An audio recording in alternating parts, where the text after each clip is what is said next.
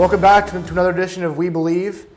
My name is Andy Waszewski, Director of Creative Services for the Royals. Here with me this time is Jordan Heywood, one of the players for the team. Jordan, how you doing today? Good. How are you, Andy? Not too bad. Let's get a little bit into a little background information. Where are you from, and how long have you been playing hockey? I am from Regina, Saskatchewan, Canada. Okay. Saskatchewan's right above North Dakota, and I've been playing hockey for 22 years. I'm 26, and I started when I was 4, so it's been a while. So last year, this is your second year pro. So last year was your first year pro. How was tell us a little bit about how it was playing hockey growing up in the White North, and also college, and how you kind of broke into the pro world. It's a lot of cover. That is a lot to cover. 30 seconds. Yeah, so I grew up playing in Regina. Started playing when I was 4. I just played minor hockey there, and then ended up playing in high school at the local team. After high school, I went out to British Columbia and played in the Junior A League in Victoria, British Columbia. It's right above Seattle. And then I played 3 years out there. Went to Merrimack College in North Andover, Massachusetts. It's just outside of Boston. Played 4 years there. And then came to the Royals last year for my first year of pro. Cool.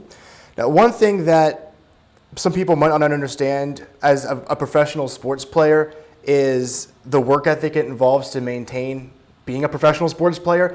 It's one thing to be in high school. You probably see a lot of high school guys, or when you're growing up, guys who just did it for fun, something to do, get out of the house, and then just talk to me about the work ethic it takes to be a professional hockey player. Right. I mean, it takes a lot of work ethic. Every time you go to a higher level, there's less and less guys who can make that level. So it was really interesting coming from college and seeing guys who were really good college players who had successful careers, did well, got points, all that kind of stuff, and just kind of see how they performed in pro. And when you're in college, you don't have the foresight to kind of see that and to know where you're going to shake down and where you're going to end up. And so it's really eye-opening to see good college players who are playing in the ECHL. And when you're in college, you think you're just going to jump into the American League, or you jump into the NHL and it's just going to be a breeze. Doesn't always work that way. It doesn't work that way. Only a few guys are lucky enough. Yeah. So it was really an eye-opener for me. And that just makes me realize how hard you have to work, because there's a lot of guys who want to play, and there's only a certain number of teams, certain number of spots per team. And so every day you kind of have to bring your best, and I want to be getting better every single day. And I try and have the longer foresight to see that I want to be getting better each day over the course of my career. And that's takes work. It's hard, and it's a lot of on-ice preparation, obviously, but I think off-ice preparation is equally as important, making sure that you're mentally kind of in the right frame of mind, and just making sure that you're kind of all there. You know what you're doing, because you're going to be physically tired at times, but I think your mental strength can kind of combat that physical deficiency. So now you mentioned earlier that you've played pro hockey, or played hockey in general, all over North America, in British Columbia, out in Saskatchewan, Massachusetts, and now in Reading. What made you come to Reading to start your professional career? I was talking after I graduated from college, talking to Larry, and he just has a strong track record of having successful teams. Obviously, he won the Kelly Cup a few years back, and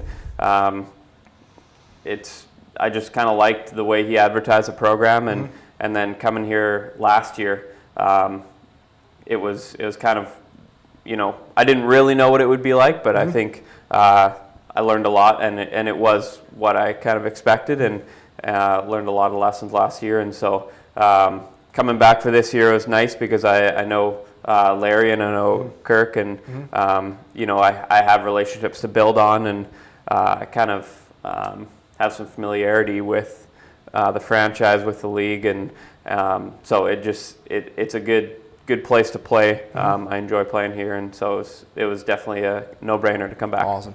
Now, we know that last year you were one of the players that sign up the most for community appearances.